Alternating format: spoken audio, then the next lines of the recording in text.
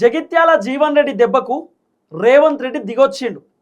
ఇక రేవంత్ అన్న కవరింగ్ చేసుకునేటటువంటి కార్యక్రమం చేస్తున్నాడు. ఇప్పుడు రేపో మాపో జీవన్ రెడ్డి బీఆర్ఎస్ పార్టీ కండువ కప్పుకోబోతున్నాడు.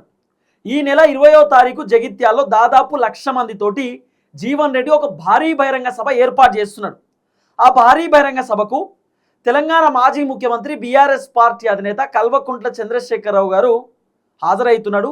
కేసీఆర్ చీఫ్ గెస్ట్గా వస్తున్నాడు. కేసీఆర్ ఆ సభకు వచ్చి జీవన్ రెడ్డి మెడలో బీఆర్ఎస్ పార్టీ కండువ కప్పుతాడు. అలాగే జీవన్ రెడ్డితో పాటు బీఆర్ఎస్ పార్టీలోకి సుమారు 100 మంది 1000 మంది కాంగ్రెస్ పార్టీకి సంబంధించినటువంటి కార్యకర్తలు బీఆర్ఎస్లోకి చేరడానికి సిద్ధమవుతున్నారు. ఆల్రెడీ ఉమ్మడి కరీంనగర్ జిల్లాకు సంబంధించినటువంటి చాలామంది కాంగ్రెస్ పార్టీ లీడర్లు కాంగ్రెస్కి రాజీనామా చేసిర్రు. జీవన్ రెడ్డితో పాటు కేసీఆర్ పార్టీలోకి చేరడానికి పూర్తి స్థాయిలో సర్వం సిద్ధమైపోయింది. అయితే రేవంత్ అన్న కవరింగ్ చేసుకుంటున్నాడు.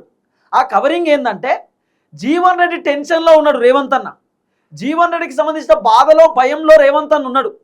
జీవన్ రెడ్డి జగిత్యాల నుండి ఆయన కాంగ్రెస్కి రాజీనామా చేసి బీఆర్ఎస్ పార్టీలోకి పోతున్నాడు.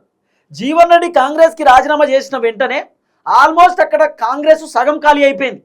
కాంగ్రెస్ పార్టీ పైన అసంతృప్తితో ఉన్నటువంటి వాళ్ళు, రేవంత్ రెడ్డి పైన అసంతృప్తితో ఉన్నటువంటి నాయకులు, లీడర్లు అందరూ కూడా ఎవ్రీథింగ్ కాంగ్రెస్కి రాజీనామా చేసిరు.